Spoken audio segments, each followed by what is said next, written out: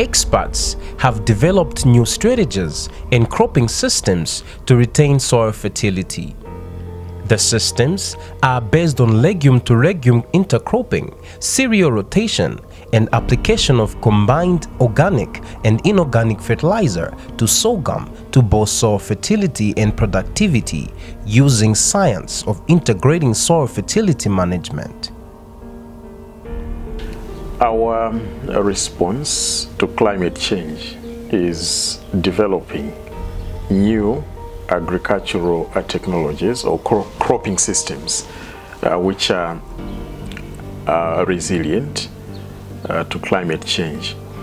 For example, using crops like cowpea and pigeon pea, which are drought tolerant, in rotation with sorghum, which again is drought tolerant. Because in doing so, we are going to work on soil fertility, managing it using the legumes, thereby making the soils more productive when we come in with the sorghum crop in that rotation sequence. Duncan Mpotola. My name is Duncan Mpotola from Group Village Mponda, Tiekapeni, Blantyre. As you can see, we have planted sorghum and we have also planted other crops like cowpeas and pigeon peas. At the time of their maturity, they shed off their leaves.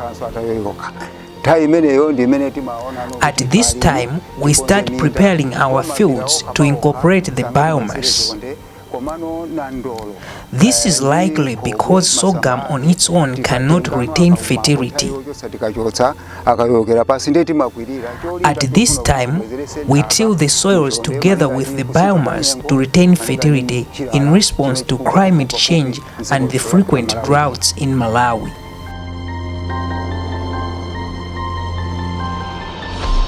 Before every technology is passed on to the general population for use, it has to be tested, tried, and verified scientifically.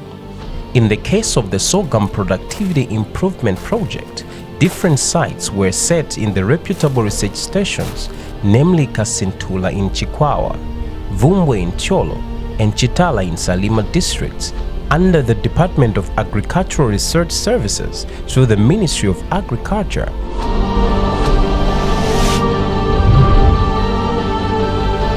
To ensure the applicability of the technologies in the local setting, on-site trials were henceforth conducted in the actual geographical localities of Extension Planning Areas, EPA, Mikalango in Chikwawa, Lunzu in Blantyre, and Chinguluwe in Salima.